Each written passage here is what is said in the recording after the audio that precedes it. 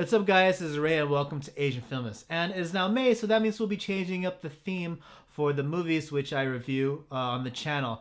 And the theme that I've chosen for May is live action anime manga adaptations.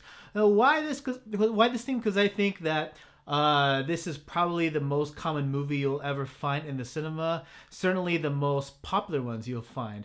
And at the same time, there are still a few superhero movies that are left over from last month that I still wanted to talk about that I didn't have time to make a review for. And as luck would have it, a lot of those superhero movies are based on old anime and manga anyway. So it's just an excuse for me to continue talking about superhero movies for a while and then continue on to something more truer to the theme. So that being said, the movie we'll be talking about today is a 2013 live-action adaptation of the old superhero anime Gatchaman, and it's directed by Sato Toya, and it stars Matsuzaka Tori and Ayano Go. And the story of this movie, it's about these beings called Galactors, and they declare war on the world. And they are armed with this super advanced technology, and it's up to the ISO, or the International Science Organization, and their superhero team, Gatchaman, to challenge them and prevent them from taking over the world. So as far as the positives are concerned with Gatchaman,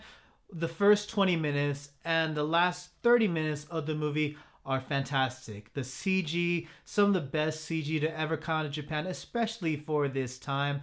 And also the action, it's fun. And I think the action, if you ever watch any tokusatsu superhero shows, the action featured in Gatchaman is really good, especially when you compare it to work of a similar genre. And I think the special effects and the presentation, especially at this time, was enough to rival even some of Hollywood's finest superhero films. Obviously, Hollywood superhero movies are have a much larger budget, but considering what Gatchaman did with its budget, I think it can put up a pretty good fight. I also like the suits. It's a modern take. It's an upgrade on the classic suit. If you take a look at the old school suits, which you can find in not only the anime but also games such as Tatsunoko versus Capcom, then you can kind of you know that this is a retro hero. The way they did this modern upgrade is that they did away with the obvious bird motifs of the classic design,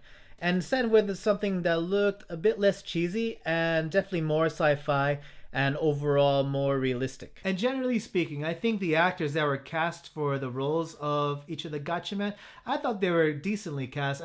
Considering what was written for the roles, I thought everyone performed quite well. And for the positives, that's mostly what I have to say about Gatchaman. And as far as the negatives are concerned, well, first of all, I said the first 20 minutes and the final 30 minutes were great. Everything in the middle was not. The majority of the middle of the story was filled with just, dragging dialogue and exposition, and overall not much action. You kind of forget that it's a superhero film for a second, and you kind of get lured into this drama that goes on. There's a love triangle involved. There's even a revenge plot involved. But as far as superhero elements are concerned, there was little to none in the whole middle section of this movie. And on top of that, the exposition, which filled a lot of the running time, it was mostly standing around or even sitting down and talking. And it's just some of the laziest ways you can frame scenes. The bad guys, I wasn't really feeling the bad guys at all. I thought they were kind of flat, kind of two-dimensional. As fun as their suits were, especially the main bad guy, it was a definite callback to how they were portrayed in the original anime, but I just wasn't feeling their mission. It's just your typical destroy the entire world just so you can conquer it kind of scheme.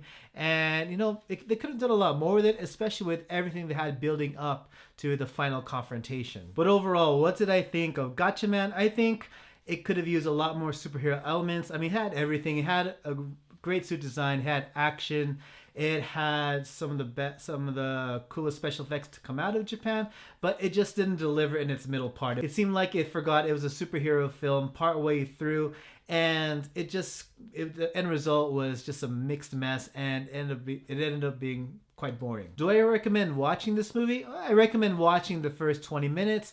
I think that's definitely the highlight of the film, but then after that, you really don't need to bother with carrying on through the entire story. I think it just drags on for too long, and it can turn into a snooze fest if you're just waiting for superhero action, superhero story elements to pop up. And to be honest, I didn't actually watch the original anime, but you guys can chime in and comment to tell me how much it lived up to its source material. Because I mean, if this movie was trying to sell me into becoming a fan of the story, especially with its cliffhanger, it has a post-credit scene that hints at a possible sequel of sorts, but you know, upon watching this film, didn't make me really interested in with carrying on with the story. But yes, those are my thoughts on Gatchaman.